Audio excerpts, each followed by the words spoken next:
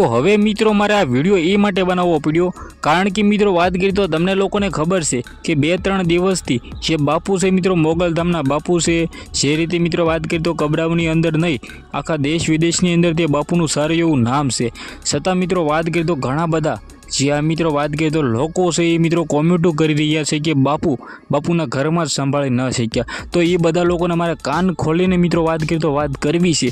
જે આ મિત્રો વાત કરીએ તો દીકરીએ ભૂલ કરી છે તો બાપુને શા માટે તમે સંભાળી રહ્યા છીએ? તમારી એક કમેન્ટથી મિત્રો વાત કરીએ તો બાપુને કંઈ પણ અસર નહીં થાય, પરંતુ મિત્રો વાત કરીએ તો તમે જે કરી રહ્યા છે એ બિલકુલ ખોટું કરી રહ્યા છે। કારણ કે મિત્રો ઘણા બધા મારા વિડીયોની અંદર કોમેન્ટો એવી આવી રહી છે જેની અંદર મિત્રો વાત કરીએ તો લોકો કહી રહ્યા છે, જે આ મિત્રો વાત કરીએ તો આ લોકો કોણ છે એ તો આપણે નથી ખબર, પરંતુ તે લોકો મિત્રો વાત કરીએ તો એવું કહી રહ્યા છે કે પોતાની જ દીકરીની ધ્યાન ન રાખી શક્યા મિત્રો બાપુ।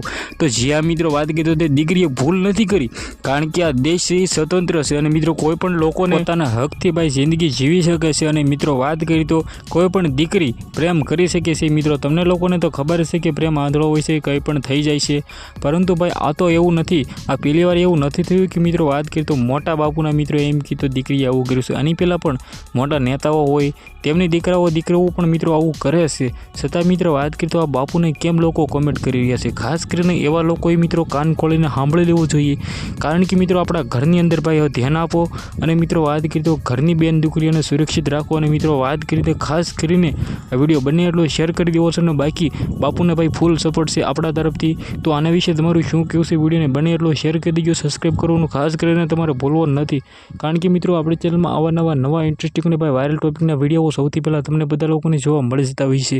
તો આજના વિડીયોમાં આટલી જ માહિતી, આપણે એક નવા વિડીયો મળી ત્યાં સુધી બધા લોકોને જય હિન્દ, જય ભારતની। આ વિડીયો વિશે તમારું શું કહેવું છે?